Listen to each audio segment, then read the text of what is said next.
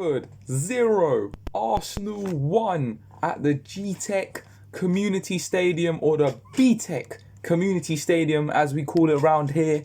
A nice kickabout with the boys, and today it wasn't really a nice kickabout. It was a bit boring. It was terrible football. I thought Ramsdale was absolutely shaky as hell in that first half. He was giving the ball away left, right and centre. But there's one thing that happened today that hasn't happened this season. And that was a win 1-0 away from home. Late on, with 11 men on the pitch. But not just that. The first meaningful goal scored by the man himself. 65 million British pounds. Kai Havertz. He's finally scored. And let's say it, I'm not gonna act like it was like some world-class goal. You know, their goalkeeper got nutmegged on the goal. He was terrible today. They're Flecken, whoever the hell they got in goal. I think his name's Flecken. But goal's a goal. And that was such a big moment for Kai Havertz. That was such a big moment for Arsenal. Because we always say, ever since last season, this game's big, the next game's big, the next game's big. But today, we can't dispute the magnitude of this game. It was high. Stakes were on it. We saw what happened this morning. Man City and Liverpool. You know, Trent shushing the Library crowd. You know, 1-1, they drew. It's a chance for Arsenal to go top of the league. And we looked like we were never going to take the chance. We didn't know that scoring. Obviously, I think that first goal we scored should have been possibly allowed. I know people are saying it's offside. But like, if you can't draw the lines, you go with the on-field decision, right? That's what they did at Newcastle. But I'm not against it. Second goal, I don't know why that's disallowed. But anyway, apparently it's a foul. But it doesn't matter. 87 minutes in, and Kai Havertz steps up. And yes, it is waka waka Tamina. Kai Havertz scores again. He scores again. 65 million is not down the drain. It's in the pocket.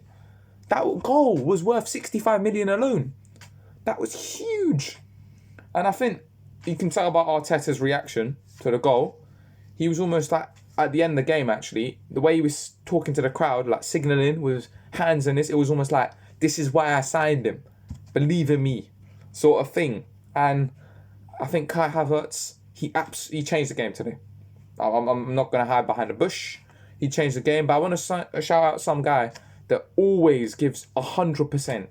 Declan Rice. Rice, baby. He was unbelievable.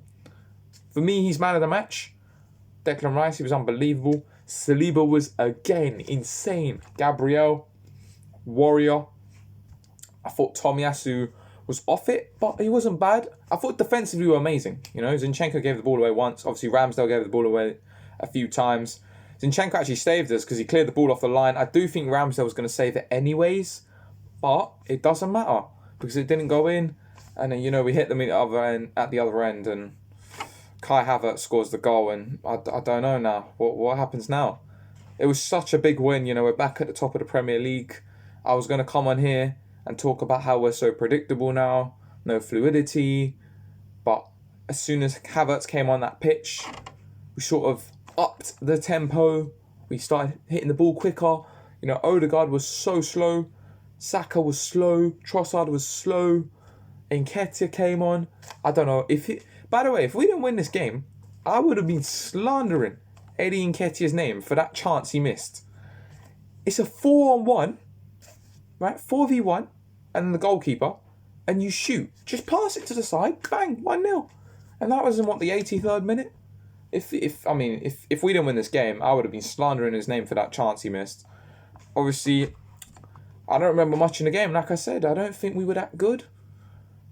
And nor were Brentford. I thought, actually, to be fair, Brentford surprised me defensively. I thought, go with credit to Brentford, they played really well. And look, we see why they beat all the big teams, except for us. So, look, Ivan Toney, I hope he's watching. Because he's surely seen that game today. I know he has. He's back in training. I know he has. But look, it's a 1-0 win. It's a huge win. It's 3 points that takes us top of the league. And it's just a perfect day today, really. Obviously, tomorrow there's some big games coming up with Tottenham and United. But I think today there's no debate. We take the win. And I think Ramsdale, for me, starts at Lons. Some people would say he didn't. What did he do today, apart from mistakes? He made a good save towards the end. He didn't really do much. He was catching the ball well. But for me, he's kept a clean sheet. And if this competition thing is real, for me, he starts against Lons. I think Havertz starts against Lons. I think you have to go with Gabby Jesus, because when Eddie came on, he was trying, but not enough. Even their goalkeeper, Flecken, he literally did an Edison. He slid over the ball right in front of his own goal. Eddie literally let him just kick it away. Press him. But anyway, I'm not going to complain. It's a 1-0 win. It's a very late win. But we are Arsenal, we love the drama around here. And it's a London derby win. Brentford talking about how they're unbeaten at home, how they've not lost a London derby in the last 13, all this waffle. You can wipe out those statistics. And Neil Maupay nearly scored today. I don't know how, but he nearly scored.